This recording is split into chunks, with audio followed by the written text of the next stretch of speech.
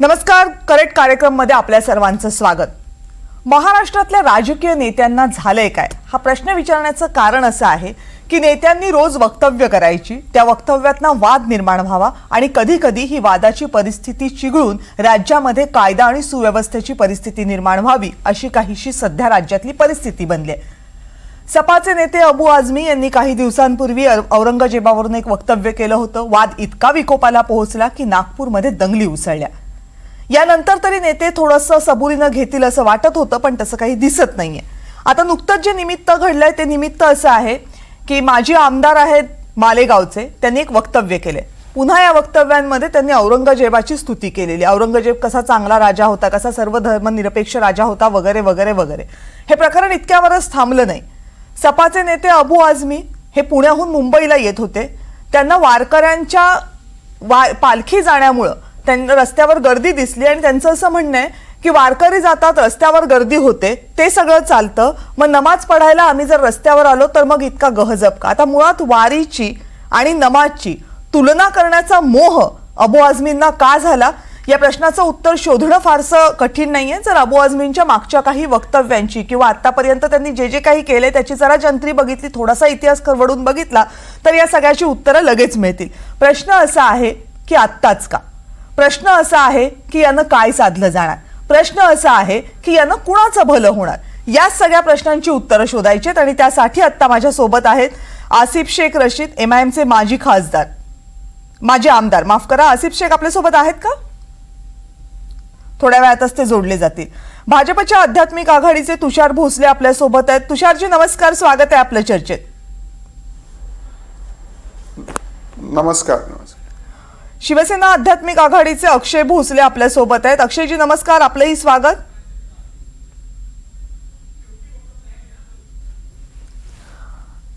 बाकीचे गेस्ट आपल्या सोबत जोडले जातील, तोपर्यंत मी तुषार भोसले यांच्याकडे जाते। तुषारजी, काय या वक्तव्यांबद्दलची तुमची पहिली प्रतिक्रिया आहे? कविताजी, खरं तर आपण पाहिलं, महाराष्ट्र ही संतांची भूमी आपण म्हणतो आणि आपल्या महाराष्ट्राची वारी हे आपलं सांस्कृतिक वैभव जगाच्या पटलावरती अधोरेखित झालंय।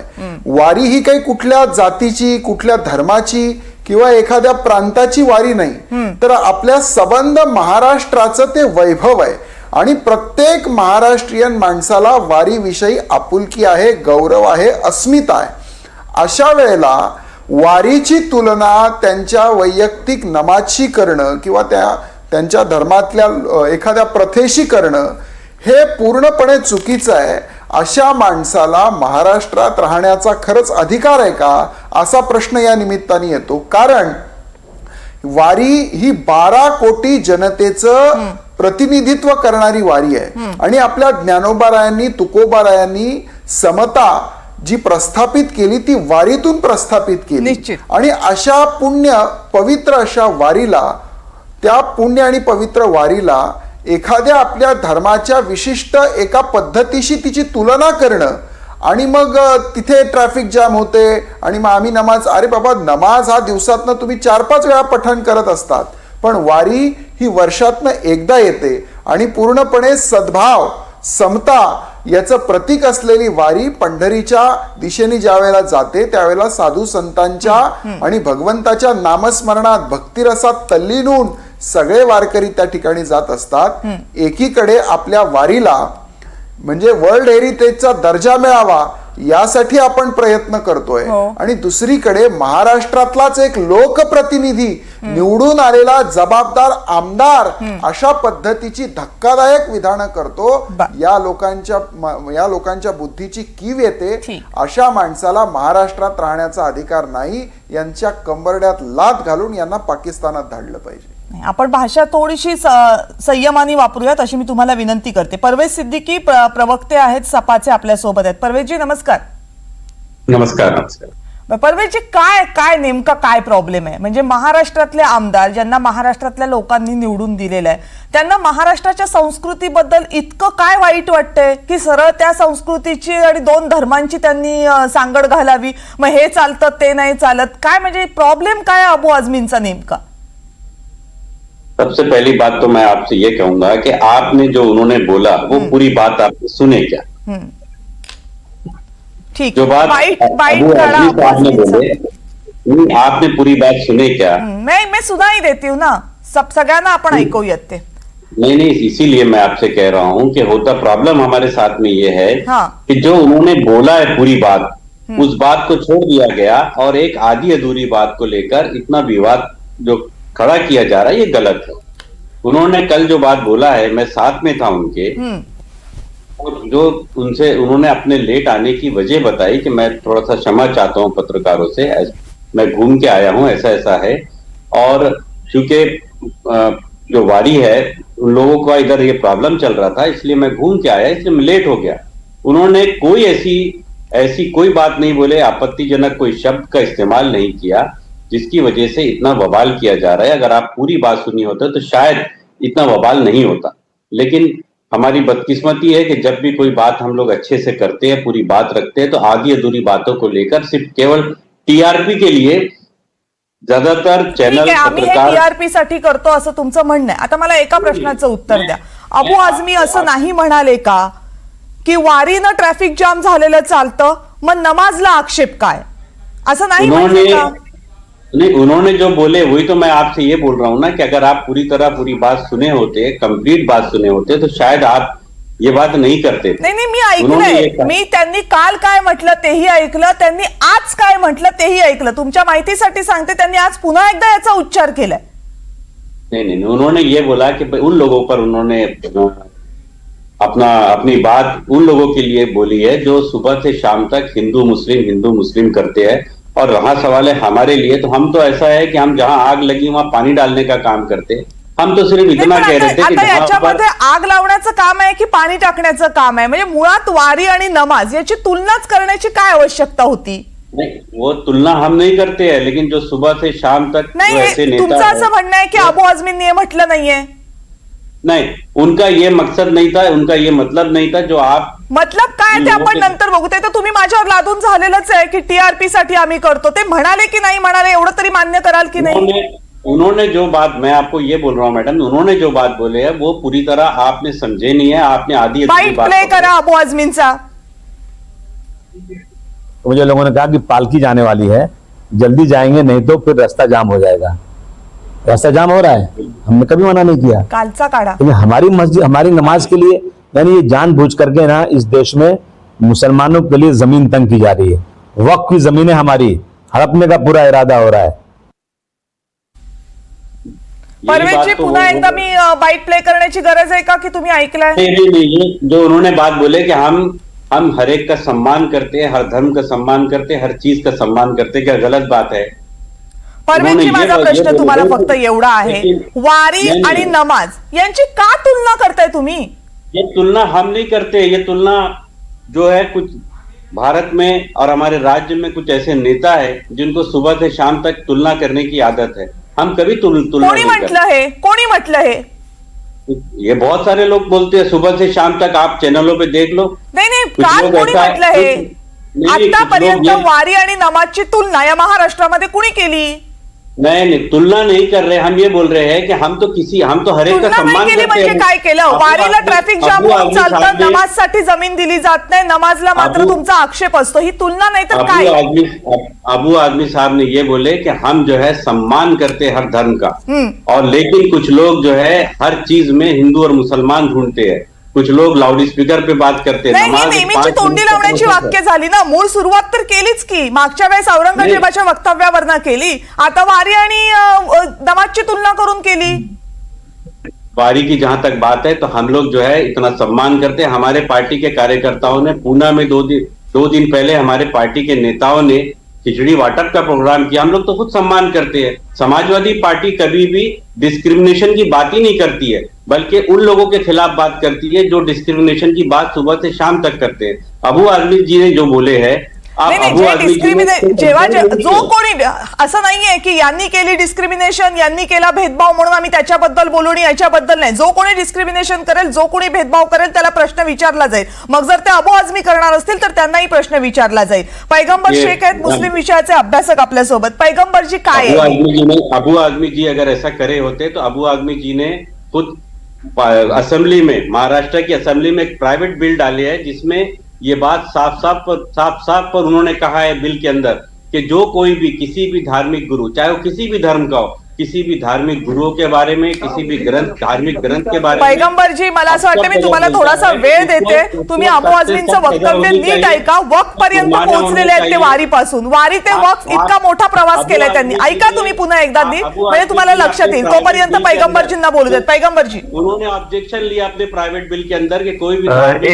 एक मिनिट गुरुओं पर विषय असा झालेला आहे की अबू आझमींनी जे वक्तव्य केलंय का, त्या वक्तव्याचा आणि वारीचा दुरान्वयही काही संबंध नाहीये. बर, गेल्या 2 दिवस झालं वारी पुण्यामध्ये होती. हाजी मक्के शहा मस्जिद असेल, मुस्लिम शिक्षण हक्क मंच असेल, त्यानंतर वेगवेगळ्या मुस्लिम संघटना असतील, अगदी समाजवादी पक्षातले मुस्लिम आणि हिंदू दोन्ही कार्यकर्ते असतील, या सर्वांनी वारकऱ्यांची खूप मोठ्या प्रमाणामध्ये सेवा केली आणि त्या सगळ्या सेवेवर पाणी फेरण्याचं जे काम आहे ते अबू आझमींनी केलं. मुळात या 2 गोष्टींचं मिक्सअप करण्याची काही गरज नव्हती. करेक्ट. त्यांनी मग ते उत्तर प्रदेशमध्ये गेले, ते योगीने काय केलं, त्याचा आणि या वक्फपर्यंत गोष्टींचा पोहोचले. संबंध काय? तोच ना की या सगळ्या गोष्टींचा संबंध काय? महाराष्ट्रामध्ये वारी चालू आहे, वारीमध्ये सगळ्या धर्माचे लोक सामील होतात. इव्हन आपल्या संत परंपरेमध्ये देखील सर्व धर्माचे आणि सर्व जातीचे जे संत आहेत ते आपल्याकडे या महाराष्ट्रामध्ये आपण पाहतोय. सगळे जण मनोभावे सामील होतात. मी देखील वारीमध्ये गेलो होतो. तर या पद्धतीची वक्तव्य त्यांनी नाही केली पाहिजेत. दुसरी गोष्ट अशी की अशी वक्तव्य जाणीवपूर्वक केली जातात का, याचंही कुठेतरी विचार व्हायला. जे संशोधन आहे, विचार जो आहे तो केला पाहिजे का? कारण की अशी वक्तव्य केल्यानंतरच इथे जे काही सो कॉल्ड हिंदुत्ववादी जे म्हणतात त्यांच्या विचारधारेला देखील खतपाणी मिळतं आणि ते त्या वक्तव्यांचं भांडवल करून जे आहे ते मुस्लिम समाजाच्या विषयी जे आहे ते मोठ्या प्रमाणामध्ये द्वेष पसरवण्याचा प्रयत्न करतात. मग यांना जे हवंय त्याच पद्धतीच्या गोष्टी अबू आझमी करतात का, याचा देखील विचार करणं, मुस्लिम समाजाने देखील विचार करणं खूप जास्त गरजेचं आहे. आज मोठ्या संख्येने मुस्लिम समाज देखील अबू आझमींचा निषेध करतोय. काही ठिकाणी साताऱ्यामध्ये तर मराठा मुस्लिम संघटनेने जे आहे ते अबू आझमींचा फोटो घेऊन त्यांना चपलांनी जे आहे ते झोडलं. अशा पद्धतीचे प्रकार जे आहेत ते घडलेले आहेत. तर हे का करतात? कारण या सगळ्या गोष्टी मुस्लिमांना देखील आवडत नाही. हा, काही लोक हिंदुत्वाच्या नावावर जे आहे ते काही ठिकाणी नमाजला वगैरे, रस्त्यावर वगैरे काही ठिकाणी नमाज पठण केली जाते, पण ती कधीची नमाज पठण केली जाते याच्याविषयी देखील बोललं गेलं पाहिजे की ती काय 5 टाइमची नमाज नाही होत. शुक्रवारच्या नमाजला जे आहे ते मुस्लिम समाजामध्ये एक महत्व आहे आणि त्यावेळी गर्दी खूप मोठ्या प्रमाणामध्ये होते आणि काही ठिकाणी रस्त्यावर नमाज पठण होते. मात्र त्याचा त्रास इथल्या हिंदूंना वगैरे आहे असं बोलणं देखील साफ चुकीचं आहे. काही हिंदुत्ववादी जे आहेत ते हिंदू धर्मीयांच्या नावाखाली त्या गोष्टीचं भांडवल देखील करून जे आहे ते द्वेष पसरवण्याचा प्रयत्न करतात. आणि सेम तीच गोष्ट अबू आझमींनी जे आहे ते वारीमध्ये जी काही गर्दी होते, जे काही रस्ता बंद म्हणण्यापेक्षा बंद वगैरे काही नसतं, पुण्यामध्ये कुठेही बंद नसतं. या ठिकाणी सगळे जे लोक आहेत ते वारकऱ्यांची सेवा करण्यासाठी जे आहेत ते रस्त्यावर आलेले असतात. या महाराष्ट्रामध्ये ज्यावेळी, विशेष करून मी पुण्यामध्ये राहतो, पुण्यामध्ये ज्यावेळी वारी येते त्यावेळी इथले सगळे लोक 2 दिवस सगळी कामं सोडून जे आहेत ते रस्त्यावर येऊन त्या ठिकाणी वारकऱ्यांची सेवा करतात. लिटरली यावेळेस वारकऱ्यांना शिरखुर्मा वगैरे देखील वाटप करण्यात आलं. डेक्कनची जी मस्जिद आहे त्या मशिदीच्या ठिकाणी हाजी मक्के शहा मशीद आहे, त्या मशिदीच्या बाहेर मुस्लिम समाज मोठ्या प्रमाणामध्ये उभे राहून त्यांनी जेवणाचे वगैरे जे आहेत ते त्यांना किट वगैरे वाटप केले. या सगळ्या गोष्टी केल्या. त्या का केल्या? रस्ता वगैरे जाम होतोय म्हणून त्या सगळ्या गोष्टी केल्या का? तर तसा काहीही भाग नाहीये. हे सगळे ही जी वक्तव्य आहेत ही निषेधार्ह आहेत. दुसरा विषय थोडासा मला घ्यायचा, तो औरंगजेबाचा विषय जो काही हे ताणण्याचा काही प्रयत्न करतायत की औरंगजेब पुन्हा सांगतात ते औरंगजेब हा क्रूर शासक होता, याच्यामध्ये कुठल्याही पद्धतीचं दुमत असण्याचं कोणाचंही कारण नाहीये. आणि आता औरंगजेब देखील का मध्येच आला हा देखील प्रश्न आहे. मालेगावचे ते माजी आमदार जे आहेत त्यांनी औरंगजेबाचा विषय आणला. मालेगावच्या लोकांच्या समस्या काय आहेत? मालेगावमध्ये साधं एक मोठं रुग्णालय देखील नाहीये. मालेगावच्या लोकांना व्यवस्थित ज्या सोयी सुविधा आहेत, नागरी सुविधांपासून मालेगावचे नागरिक वंचित आहेत आणि यांनी आणलाय कुठे? औरंगजेब. औरंगजेब हा क्रूर होता. औरंगजेबाचं ते धर्माचं राजकारण करण्यामध्ये औरंगजेब हा अग्रगण्य होता. तो टोपी शिवायचा, कुराण वगैरे लिहायचा आणि त्याच्यातून आलेल्या कमाईतून तो वगैरे चालवायचा, हे सगळं धर्माच्या नावावर भांडवल केलं गेलेलं आहे. विशेष बाब म्हणजे औरंगजेबाचा जन्म देखील जो आहे तो गुजरातमध्येच झालेला आहे. हा औरंगजेब एवढा क्रूर होता की या औरंगजेबाने त्याच्या स्वतःच्या 27 नातेवाईकांची देखील हत्या केलेली आहे. जो त्याचा सक्का भाऊ होता मोठा दाराशुको, त्याची देखील हत्या केलेली आहे. आणि या औरंगजेबाचे जे गुणगान आहे या महाराष्ट्रामध्ये गायले नाही गेले पाहिजेत आणि जे गातात त्यांचं प्रबोधन खरं तर केलं पाहिजे. ठीक ठीक. अक्षय भोसले, शिवसेना आध्यात्मिक आघाडीचे प्रवक्ते आपल्यासोबत आहेत. जो हमारा टॉपिक ठीक आहे, हम ठीक. अपने टॉपिक नाही तुमच्याकडे येते मी परवेशजी पुन्हा एकदा. परवेशजी मी येते तुमच्याकडे. मला अक्षय भोसलेंकडे जाऊयात. अक्षय भोसलेजी, आता मुद्दा मोठा यासाठी ठरतो की अबू आझमी हे स्वतः बोलतायत की त्यांचा बोलविता धनी कोणता वेगळा आहे का, हा प्रश्न आहे. खरं तर मी आता आठवण करून देऊ इच्छितो अबू आझमींना की अबू आझमींनी आतापर्यंत कायमच महाराष्ट्रद्रोह केला आहे आणि देशद्रोह केला आहे. मी एका वाक्यात सांगेन की अबू आझमी हा नुसता अबू आझमी नाही आहे, तर तो औरंगजेबाचा वंशज आहे. काय कारण आहे वारीची आणि नमाजाची तुलना करण्याची? खरं तर मी माझ्या संपूर्ण मुस्लिम बांधवांना विनंती करणार आहे की तुम्ही अबू आझमीला आपल्या मुस्लिम धर्मातनं बाजूला टाका, वाईट टाका. मुस्लिम समाजाला लागलेला कलंक म्हणजे अबू आझमी आहे. एकीकडे आम्ही कबीरांचे दुहा ऐकतो, एकीकडे आम्ही वारीमध्ये आता मगाशी सांगितलं पैगंबरजींनी देखील. पण हे सगळं सुरू असताना जी वारी भक्तीची प्रवाह वाहते, जी वारी समाज प्रबोधन करते, जी वारी शिस्तबद्ध चालते, आम्ही कधीही नमाजाला विरोध केलेला नाही. आणि ज्या ठिकाणी मग ईदच्या वेळी नमाज होत असतात, परवानगी घेऊन केलेल्या कुठल्याही गोष्टीवरती पोलीस कारवाई करायला काही मूर्ख नाहीयेत. पण त्याची तुलना थोडी वारीशी करतोय म्हणजे हा बरळतोय. मला वाटतं की अबू आझमींना आता तोंडाची भाषा कळत नाही. त्यांना तुकोबारायांचा एक अभंग सांगतो, भले तर देऊ कमरेची, आता शुद्ध भाषा थोडस तर ते बोलता येणार नाही मला, पण अभंग असा आहे, भले तर देऊ गांडीची लंगोटी, नाठाळ्याच्या माती हाणूकाठी. आता त्या अबू आझमीला तोंडाची भाषा सांगण्याचं सोडून द्या विषय तुम्ही. म्हणजे मध्यंतरी तो मराठी भाषेला फालतू भाषा म्हणतो. संतांनी ज्या मराठी भाषेला इतका उच्च दर्जा दिला त्याला तो फालतू म्हणतो. एकीकडे तो औरंगजेबाचं परिपोषण करतो. त्यामुळे या अबू आझमीला त्याच्या पार्श्वभूमीवरती लाथा घालून थेट पाकिस्तानात पाठवण्याची वेळ आहे. मी मगाशी यांनाही सांगितलं तुषार भोसलेंना, आपण भाषेवर संयम ठेवूयात. नाही, अत्यंत ही ज्यांना ही भाषा कळते की नाही त्यांना त्याच भाषेशी बोलावं लागेल.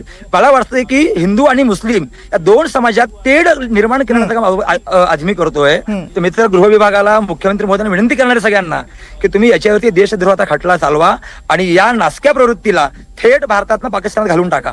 यापेक्षा चांगलं त्याला काही कळत नाहीये. बर, ठीक आहे. जसा रमेश वांजे यांनी त्याला प्रसाद दिला होता, आमदार रमेश वांजे यांनी, असा पुन्हा त्याला प्रसाद देण्याची गरज आहे. एवढीच त्याला भाषा कळते. परवेशजी, अगदी थोडक्यात मग मला आसिफ शेख यांच्याकडे जायचंय. बोला. गलत बात है. उन्होंने कभी भी मराठी भाषा की, अरे मराठी का तो सम्मान सबसे ज्यादा हम लोग करते हैं. अरे बाबा, हम जानते हैं. कोई एक म्हटलंय मराठी भाषा ही फालतू मुद्दा आहे. मराठीतनं त्यांनी शपथ नाही घेतली म्हणून त्या विधिमंडळामध्ये काय झालं ते काय आता महाराष्ट्र विसरलाय का परवेशजी? बोला, आप गलत बात बोल रहे हैं. आप कोई एक भाषा बताइए, कोई एक जगह बताइए जहाँ पे हम मराठी. थांबा, आता त्यांचं उत्तर ऐकूयात ना. भोसलेजी ऐकू देत, आपण त्यांचं उत्तर ऐकूया. हा, परवेशजी बोला. कल भी उन्होंने पत्रकारों को यही बात बोला कि भाई अगर महाराष्ट्र में पहले मराठी बोली जाएंगी, उसके बाद जो अगर कोई और भाषा को साथ में जोड़ना है तो आप बताइए कौन सी जोड़ना चाहिए. नाही, प्रश्न भाषेचा नाहीये. आणि बरं असं आहे की अबू आझमींचं मराठी प्रेम किती आहे ते विधिमंडळात दिसले.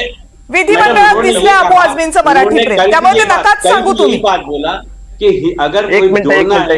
आणि अबू आझमी सारख्या नालायक माणसामुळे एक मिनिट प्लीज. भोसलेजी, मी तुम्हाला पुन्हा विनंती करते, शिव्या वगैरे वापरू नका. भोसलेजी, माझी विनंती आहे, भाषेवर संयम ठेवा प्लीज. अशा कोणतेही शब्द वापरू नका जे या चर्चेसाठी सुसंस्कृत शब्द नाहीये, प्लीज. अबू आझमी सारख्या माणसामुळे मुस्लिम समाज जो वारीमध्ये चालतोय ना, त्यांच्याकडे लोक बोटं करायला लागली.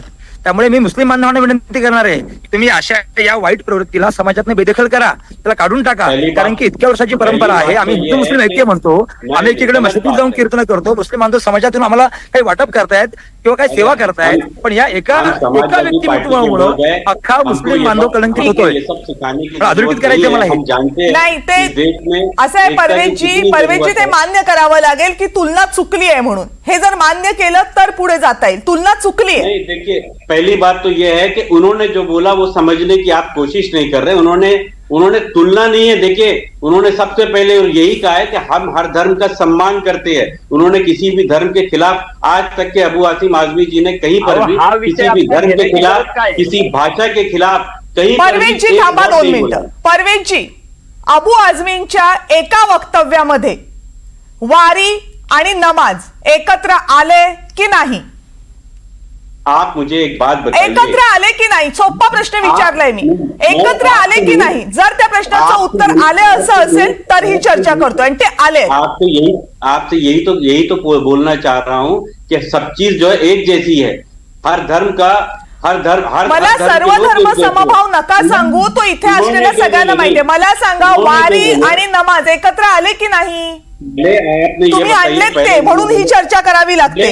आसिफ शेख रशीद आपल्या सोबत आहेत, MIM चे माजी आमदार. आसिफ शेख जी, काय प्रॉब्लेम काय, म्हणजे काय या तुलना केल्या जातात महाराष्ट्रामध्ये? शांत असलेला महाराष्ट्र हा पाहवतच नाहीये का? उन्होंने ये कहा कि मैं हर धर्म का सम्मान. परवेशजी येते मी तुमच्याकडे. आसिफ शेख यांना बोलू दे. आवाज आ रहा है? हा येते आवाज तुमचा, बोला. कल मालेगांव शहर में उत्तर महाराष्ट्र का मुस्लिम समाज का एक सम्मेलन था, चिंतन बैठक. वक्फ अमेंडमेंट बिल जो केंद्र सरकार ने बनाया है उसको कायदेशीर उत्तर देने के संदर्भ में कल हमारी बैठक थी. और विषय ये है कि वक्फ अमेंडमेंट बिल देश के मुसलमानों को उनको मंजूर नहीं है. ये इसकी चिंतन बैठक थी. जो राज्य की सरकार है या केंद्र की सरकार है या जो सत्ताधारी पक्ष के जो नेता है, वो नेता वारंवार, आप देख लीजिए कि उत्तर प्रदेश के अंदर बुलडोजर की सियासत शुरू हुई, राजकारण शुरू हुआ. वो नागपुर के अंदर एक व्यक्ति के घर के ऊपर बुलडोजर चलाया गया.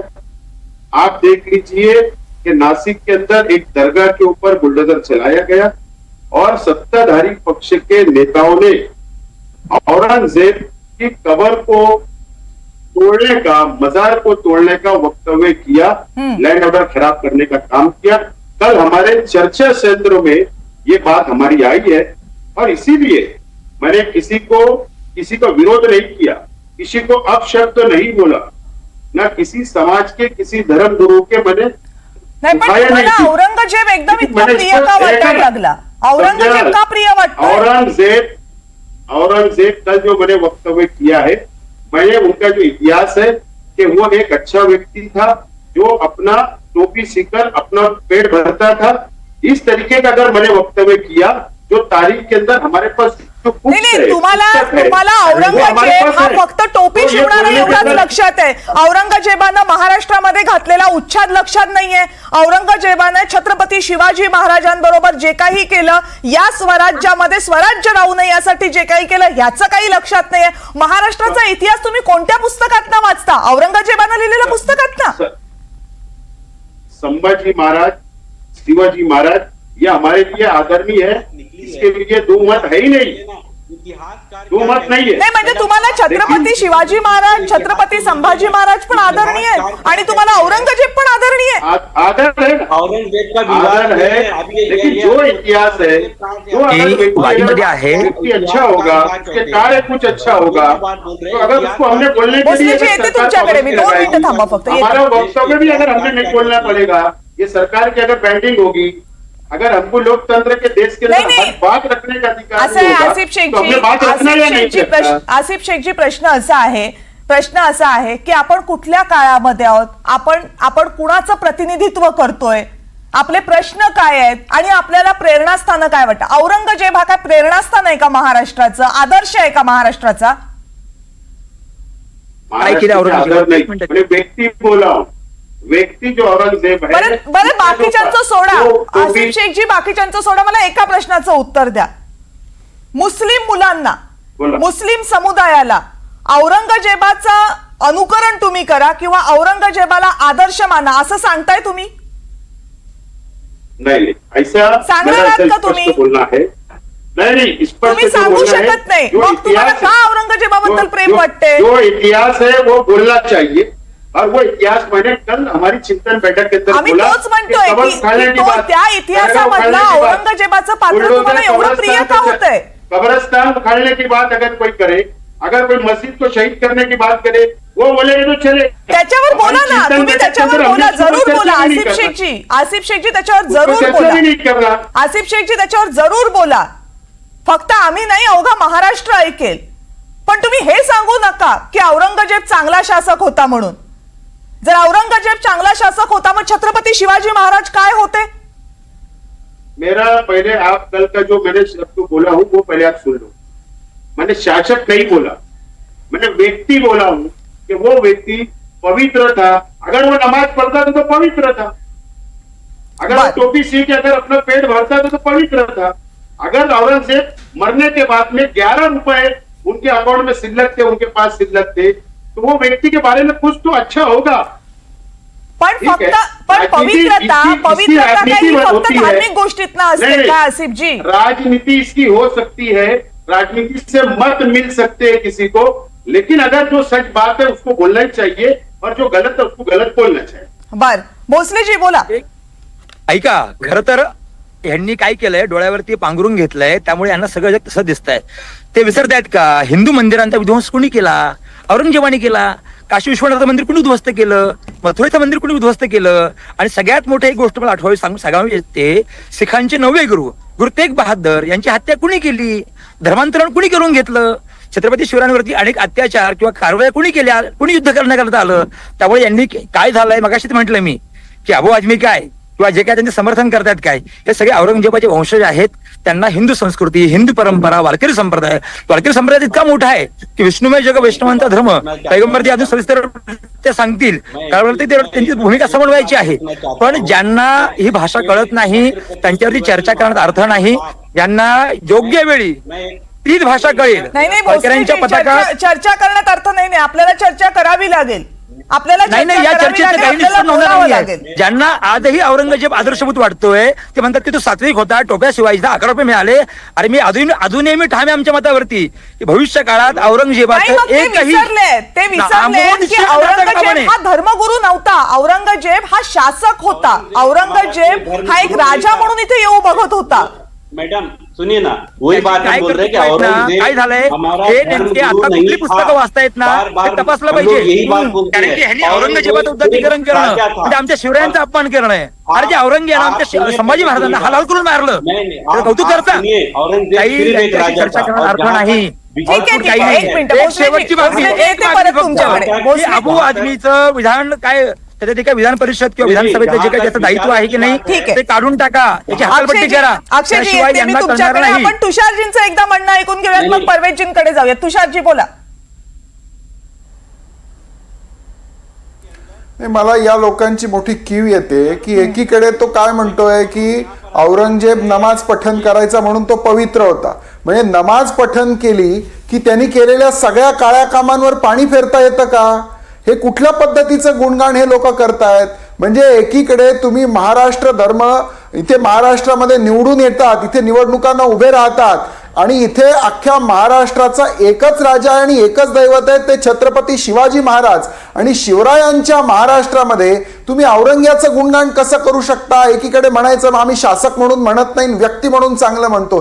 हे सोयीनुसार एका बाजूनी गुणगान करायचं, दुसऱ्या बाजूनी महाराष्ट्राच्या परंपरांना शिव्या घालायच्या. हे कसं चालणार आहे? वारीचा आणि या नमाजाचा काही संबंध नसताना तुम्ही वारीची तुलना इथे नमाजची करतात. आणि दुसरीकडे औरंग्याला आम्ही या ठिकाणी कुठल्याही परिस्थितीत त्याचं महिमामंडन सहन करू शकत नाही आणि त्यावेळेला अशी दुसरी बाजू उकरून काढायची की तो नमाज पठण करायचा आणि व्यक्ती म्हणून चांगला होता. अरे जो व्यक्ती म्हणून चांगला असतो तोच एक शासक म्हणून चांगला होऊ शकतो. व्यक्ती म्हणून चांगला आणि शासक म्हणून खराब हे कसं काय असू शकतं? या महाराष्ट्रामध्ये औरंग्याचं काय कोणत्याही क्रूर कर्माचं महिमामंडन आम्ही सहन करणार नाहीत. आणि वारी हा महाराष्ट्र धर्म आहे.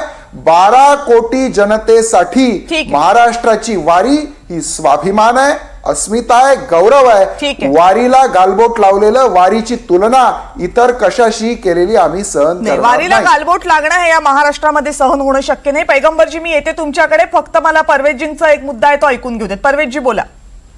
देखिए, पहली बात तो यह है कि वारी का हम सम्मान करते हैं. हम महाराष्ट्र के सभी लोग कभी भी ये सोच नहीं सकते किसी के अपमान के बारे में. एक बात, अभी जो बात चल रही थी, मुद्दा जो है औरंगजेब का नहीं है, मुद्दा इस देश के अंदर सही और गलत का है. हम पहले भी बोल रहे हैं और आज भी बोल रहे हैं कि औरंगजेब किसी भी मुसलमानों के लिए कोई धार्मिक गुरु नहीं था, मुसलमानों के लिए कुछ नहीं था, सिर्फ एक राजा था. बात जब इतिहास की निकलती है तो किसी के राज्य में कुछ अच्छा काम हुआ, किसी के राज्य में कुछ बुरा काम हुआ। हम ये चाहते हैं इस महाराष्ट्र के अंदर शिवाजी महाराज के विचारों की सरकार बने, लेकिन जो लोग आज सरकार के पण अंदर हैं, आसिफ जी उन्होंने त्यांना हमको- पवित्र म्हणतायत ना, जिन्होंने- पवित्र जो होता म्हणे आज औरंगजेब। राज्य के अंदर सत्ता चला रहे हैं, वो छत्रपति शिवाजी महाराज की छवि का राजनीतिक अपहरण कर रहे हैं वो लोग। हम चाहते हैं कि इस राज्य के अंदर छत्रपति शिवाजी महाराज के विचारों की सरकार बने, और उनके विचार ये थे कि उन्होंने सबको साथ में लेकर हिंदू मुस्लिम जितने लोग थे उनको लेकर अपनी सरकार की स्थापना की थी। और जो लोग आज हमको ये बात सिखा रहे हैं, तो हम उनसे पूछना चाहते हैं कि इसी महाराष्ट्र के अंदर 250 साल लग गए थे हमारे छत्रपति शिवाजी महाराज की समाधि को ढूंढने के लिए। 250 साल लग गए थे, हमारे लिए शर्म की बात है। हमारे छत्रपति शिवाजी महाराज की समाधि हमको नहीं मिल पाई थी, और 250 साल के बाद महात्मा ज्योतिबा फुले जी ने उनकी समाधि ढूंढ के निकाले। जब जिन्होंने समाधि ढूंढ के निकाले तो उनके ऊपर किन लोगों ने अटैक किया था, यह मैं आपके माध्यम से जानना चाहता हूं। मैं जानना चाहता हूं कि हमारे छत्रपति शिवाजी महाराज के विचारों की सही लड़ाई लड़ने वालों के लिए ऐसी ऐसी किताबें जो संघ के लोगों की किताबें हैं, जो उनके परिवार के बारे में अपमानजनक बात लिखी गई है, हम आपके माध्यम से जानना चाहते हैं कि उनके खिलाफ कार्रवाई कौन करेगा, उनके खिलाफ कठोर कार्रवाई कब होगी। जो हमारे छत्रपती आणि शिवाजी जोपर्यंत महाराज जोपर्यंत तुमच्या मते कारवाई होणार नाही तोपर्यंत तुम्ही औरंगजेबाचं गुणगान गात राहणार। अक्षय भोसलेजीचं मला माहित आहे तुम्हाला वारीमध्ये जायचंय, मला कल्पना आहे, शेवटचं उत्तर द्या तुमचं, म्हणजे मग तुम्हाला स्वीकारते। मला वाटतं की ह्या लोकांनी आम्हाला शिकवण्याची गरज नाही की आम्ही काय करायचंय। मुळात आमच्या परंपरा, आमचे संत, आमचे महाराज हे आम्हाला चांगल्या पद्धतीने माहिती की ते कसं सांभाळलं पाहिजे, त्यांचा आदर कसा राखला पाहिजे। मागच्या काळात देखील यांचेच काहीतरी पूर्वज होते, यांचेच काहीतरी वंशज आता हे आहेत ना, यांच्यामुळे जो काही प्रकार घडला तो यांच्या लोकांमुळेच घडलाय। त्यावेळी जरी समजा काही लोक काही त्यांचा ट्रॅक चुकला असेल, ते चुकवणारे कोण होते? औरंगजेब होता ना, ते चुकवणारे कोण होते? त्यांचा सिद्धी जोहर होता ना। त्यामुळे यांनी ते आम्हाला शिकवण्यापेक्षा आपलं हातरून पंघरून पाय पसरावं। महाराष्ट्रात तुम्हाला राहण्याकरता जागा दिली आहे, त्या औरंगजेबाला थडग्यासाठी थोडी जागा दिली आहे की नाही? थोडे दिवस थांबा, नामो निशाण राहणार नाही। त्यामुळे आमच्या वारीकडे बोट दाखवण्याआधी 10 वेळा विचार करा, अन्यथा वारीकडे केलेलं बोट हे तोडण्यात येईल। हवं तर याला धमकीवादा इशारा समजा। अक्षय भोसलेजी, पण तुम्ही माझ्या एका प्रश्नाचं उत्तर नाही दिलं। तुम्ही माझ्या या कोणतं? प्रश्नाचं उत्तर नाही दिलं की अबू आझमी स्वतः बोलतायत की बोलविता धनी वेगळा आहे?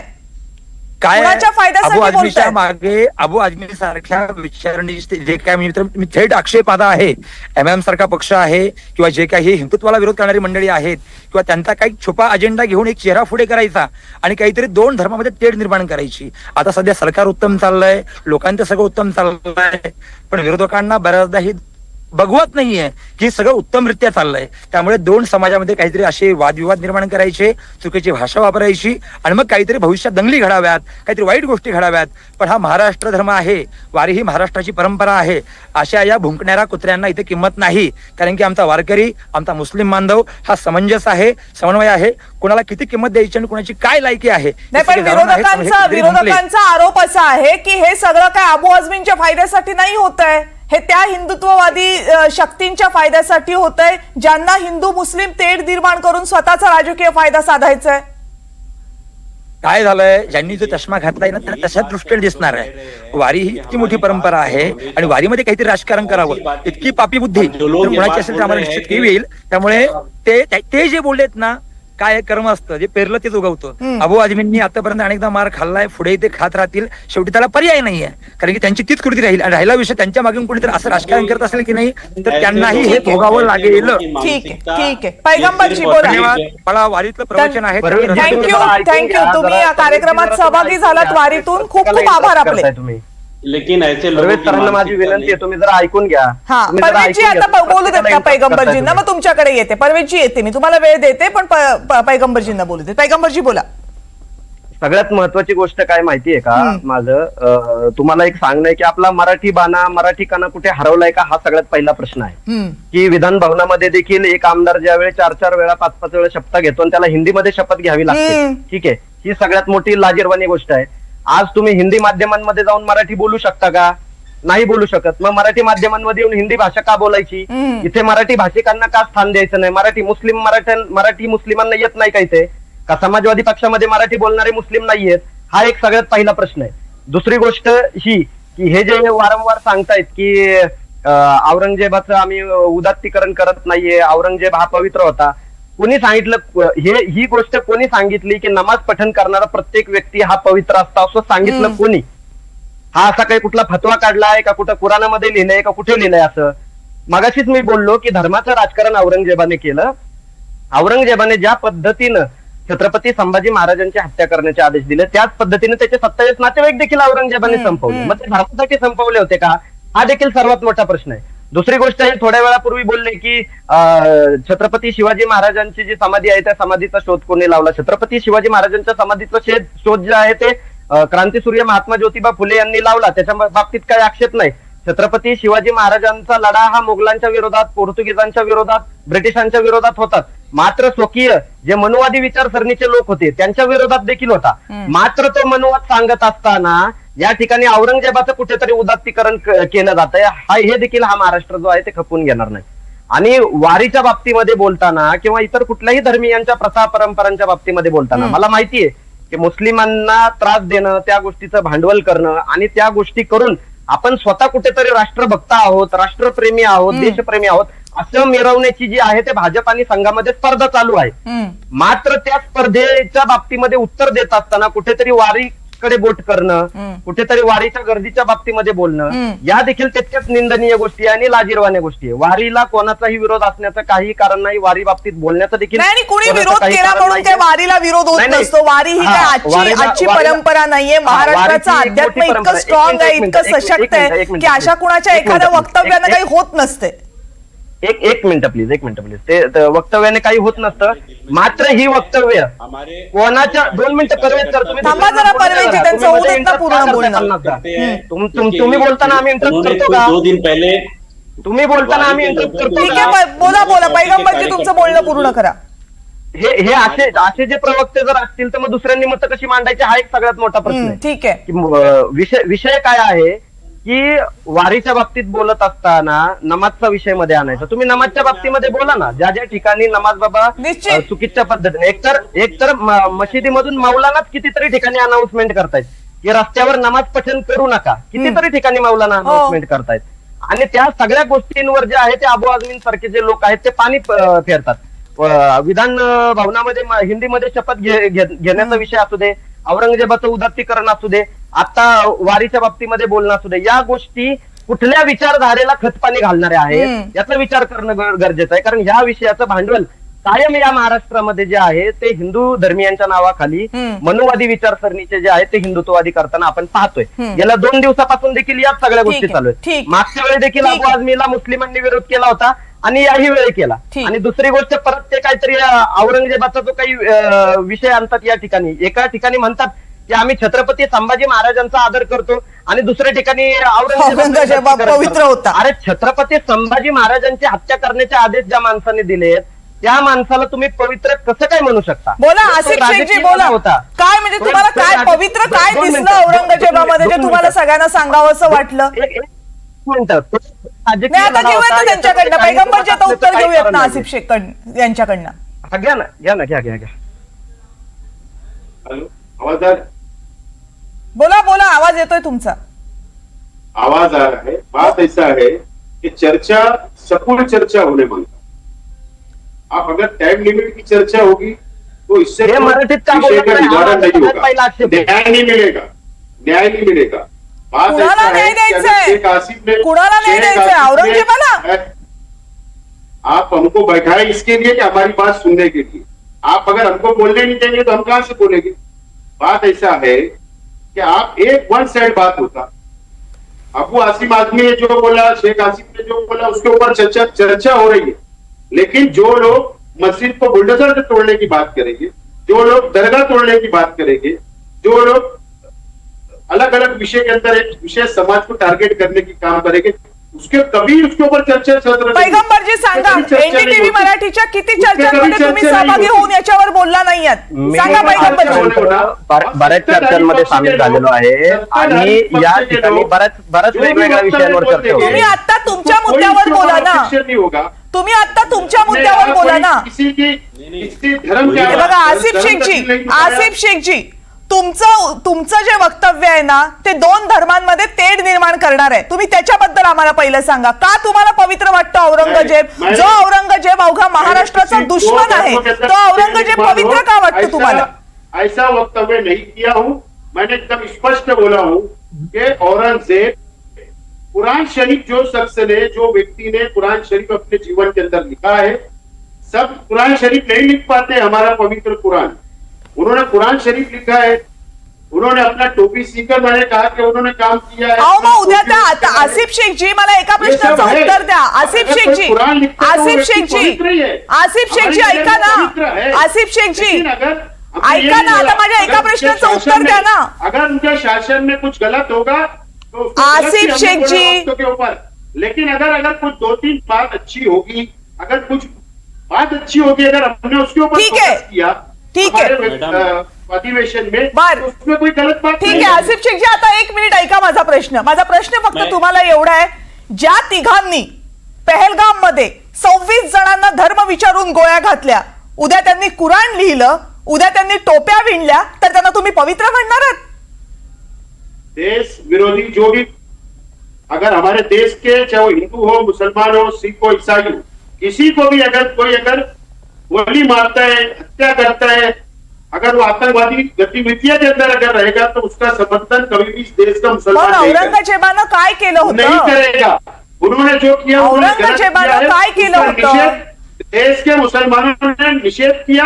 हम इस देश के साथ खड़े हैं, इस देश के संविधान के साथ आसिफजी खड़े. प्रश्न हम एवढाच आज आहे, की वक्त मग की सरकार के साथ औरंगजेबाची खड़े हैं. कोणती कृत्य लेकिन तुम्हाला पवित्र अगर वाटली कोई व्यक्ति महाराष्ट्रातली? अगर कुरान लिखता है, वो अगर वो पवित्र, हम उसको बोल सकते हैं. तुम पवित्र का अर्थ अलग अलग हो सकता है. पवित्र सिर्फ वो एक मुस्लिम समाज को अगर पवित्र नहीं बोला जा सकता, वो हिंदू समाज का कोई अच्छा व्यक्ति होगा तो उसको भी हम पवित्र बोलेंगे. पवित्र का तरफ पाक साफ रहकर उसने अगर कोई समाज का काम अच्छा किया है, कुरान लिखा है, तो वो हम बोल सकते हैं उसके अंदर.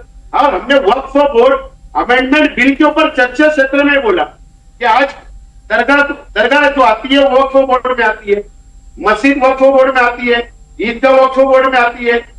अगर उसके ऊपर सरकार कायदा बनाएगी और अगर सरकार इंटरफेयर करेगी और अगर चर्चा सत्र के अंदर अगर हम इस मुद्दे को उठाते हैं, बात रखते हैं, तो उसके अंदर कोई आपत्ति होने का कोई विषय ही नहीं है.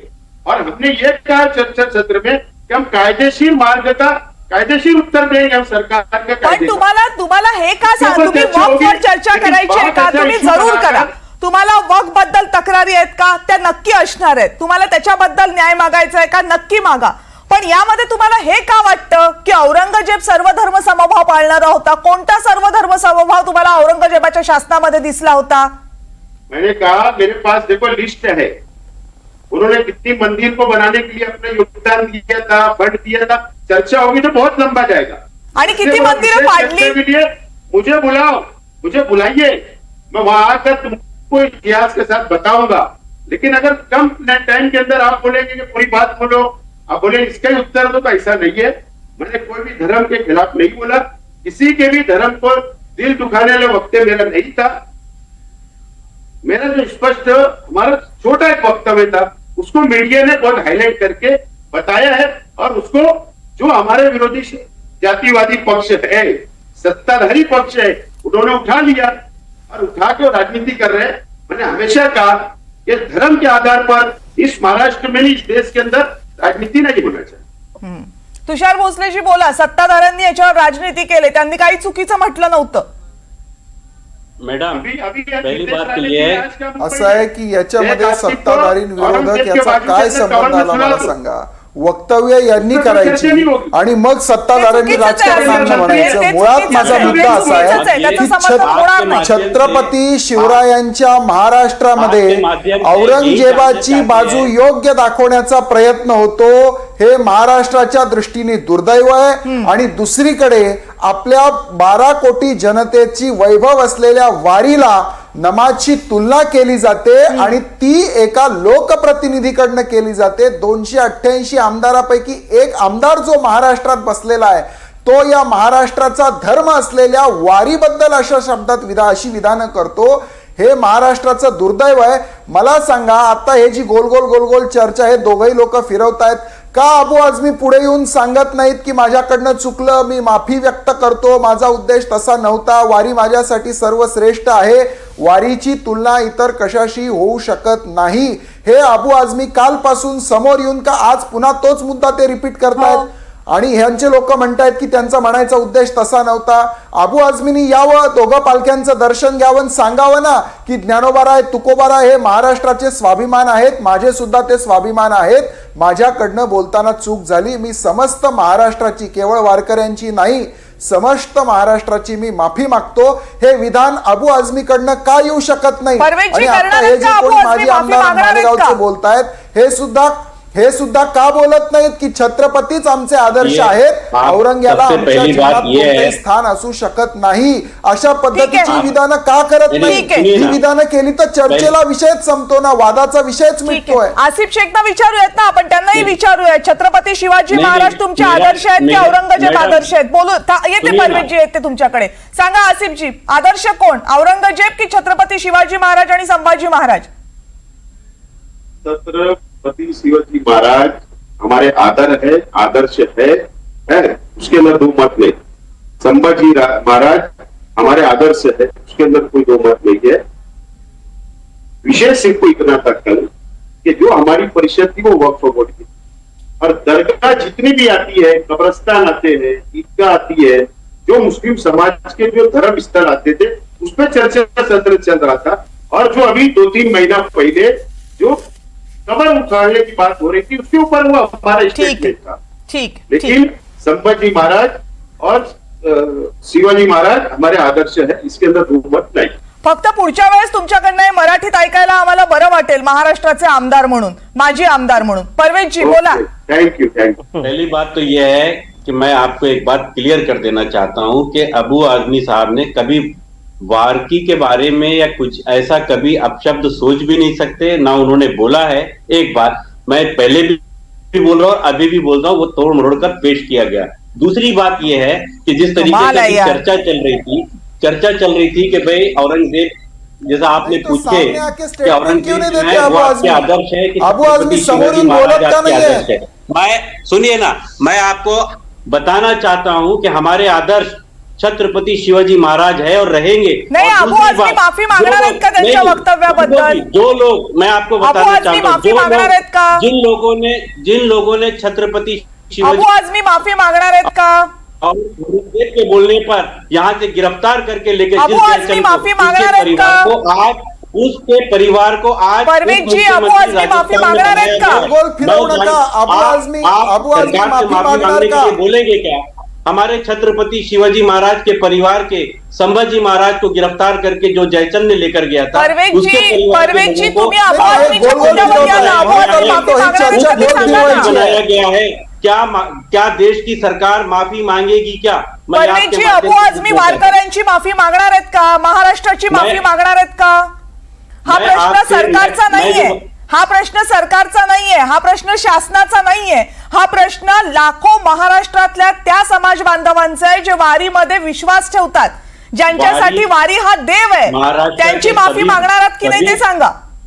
नहीं, पहली बात तो यह है कि किसी को भी हार्ट या किसी को भी किसी के जज्बात को ठेस पहुंचाने का कोई हमारा उद्देश्य नहीं था। पण ते अगर झालंय. लगता है अबू आज़मी जी ने जो बात बोले हैं, अबू आज़मी जी ने उनके लिए सम्मान जताया है और वारी के लिए हम हमेशा खड़े रहेंगे और हम कई- खुद जो है कसा आगे सन्मान- भी जैसे कसा अभी भी सन्मान- करते हैं, आगे भी कधी हम खुद सन्मान कार्य जतावला? करेंगे। तुम्ही नमाजची काय बोलतोय तुलना आपण? केल्यानंतर सन्मान सेवा होत करेंगे. नाही. तुम्ही अपमान नमाजची केला तुलना सन्मान केल्यावर केला. सन्मान होत नाही.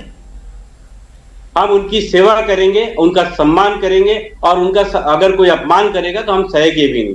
ये मैं आपको आज वादा करता हूं, पहली बात। दूसरी बात, अबू आज़मी जी का कहीं पर भी इंटेंशन ये नहीं था। और आप जो बात को जो लोग अलग अलग ले जाकर घुमा रहे हैं, तो मैं आपको इतना ही कहना चाहता हूं कि इस राज्य के अंदर जो लोग सुबह से शाम तक हिंदू मुस्लिम करते हैं, नफरत की भाषा करते हैं, उनके लिए इतनी बातें क्यों नहीं होती? उनसे स्पष्टीकरण क्यों नहीं मांगा जाता है?